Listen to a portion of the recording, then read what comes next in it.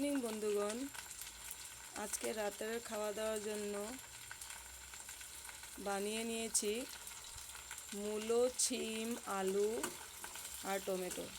এখানে আপনারা যা যা দেখতে পাচ্ছেন, এই যে হলো মূলো। এই মূলোটাও নতুন, আলুও নতুন, আর এই যে শিমও নতুন। এখানে আমি অন্য কিছু পুরনে অন্য কিছু ব্যবহার করিনি, শুধু ব্যবহার করেছি কালো জিরে, আর এখানে সামান্য অল্প হলুদ, অল্প একটু জিরে গুঁড়ো, অল্প একটু ধনে গুঁড়ো আর নুন, স্বাদ মতো নুন দিয়ে আমি এই মূলো, আলু সবজিটা, শিম সবজিটা আমি বানিয়ে নেব। এখানে ঝাল আমি একটুকু দিব না, কেন আমার ছেলে খাবে এই জন্য। আর আমি ভিডিওটা বানাচ্ছি এই নতুন মূলোর জন্য। এই নতুন মূলোটা আমাদের আসামে প্রত্যেক উইন্টার সিজনে এই লাল মূলোটা বেরোয়। কিন্তু আমি কাল মার্কেটে গেলাম হায়দ্রাবাদে মার্কেটে যাওয়ার পর দেখলাম যে আসামের এই লাল মূলোটা এখানে দেখলাম। তো আজকে 2-3 বছর পর আবার এই মূলোটা দেখে বন্ধুগণ কি বলবো, খেতে ইচ্ছে করলো। আর এই যে এই ধরনের সিম, চ্যাপ্টা সিম, এই সিমটাও আপনার আসামেই দেখতে পাওয়া যায়। হায়দ্রাবাদে খুব কম বেরোয়। তো কালকে মার্কেটে দেখে আর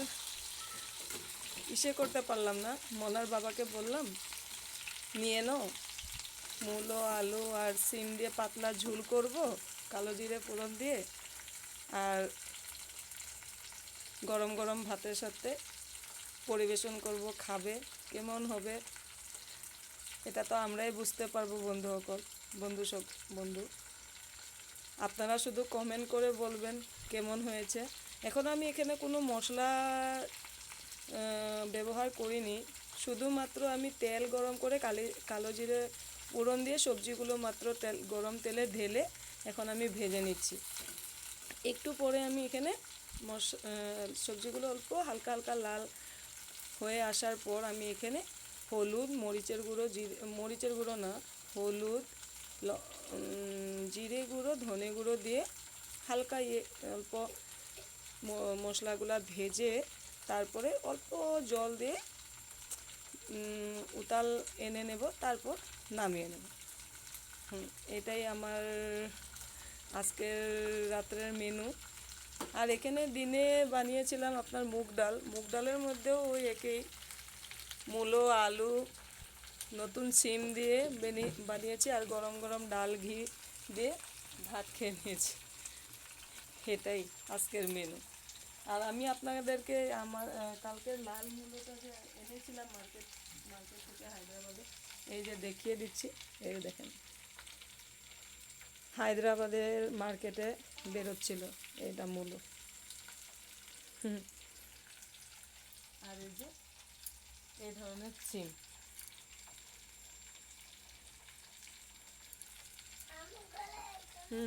আর ওই যে আমার ছেলে অনিকেত শুয়ে আছিল, এখন উঠছে। আমি ভিডিও করে কিছু কথা বলছি আপনাদেরকে, তো ও কিছু বলছে পিছন থেকে, তো ওকেও একটু দেখিয়ে দিলাম। এইমাত্র ঘুমের থেকে উঠেছে, এই জন্য তার মুখের অবস্থা এমন। কিছু মনে করবেন না, ঠিক আছে। আজকের জন্য এখানেই আমি সমাপ্ত করলাম। আগামী পর্বে আমি যদি অন্য কিছু রেসিপি বানিয়ে আমি আপনাদেরকে নিশ্চয়ই শেয়ার করব। ভাবছি আমি আগামী পর্বে মূলো পরোটা বানাবো। তো মূলো পরোটা যদি আমি বানিয়ে সময় হাতে রেখে, আমি বহুত ব্যস্তর মধ্যে থাকি, তো যদি হাতে সময় সুযোগ মিলে তাহলে আমি মূলো পরোটা বানাবো, আপনাদেরকে নিশ্চয় আমি দেখাবো বানিয়ে। তো আজকের জন্য শুভরাত্রি। এখন আমি মশলাটা দিতে পারছি না, কেন কি আমার সবজিটা এখনও গোল্ডেন কালার আসেনি। আর এরকম সাদা সাদার অবস্থাতেই যদি আমি মশলাটা দিয়ে দিই না, সবজিটা দেখতে খুব বাজে লাগে। অল্প অল্প যদি লাল কালারটা আসে তাহলে দেখতেও ভালো লাগে, খেতেও ভালো লাগে। তো আপনারা আজকে কি রান্না করছেন এটাও আমাকে বলবেন। বাই বাই, শুভরাত্রি।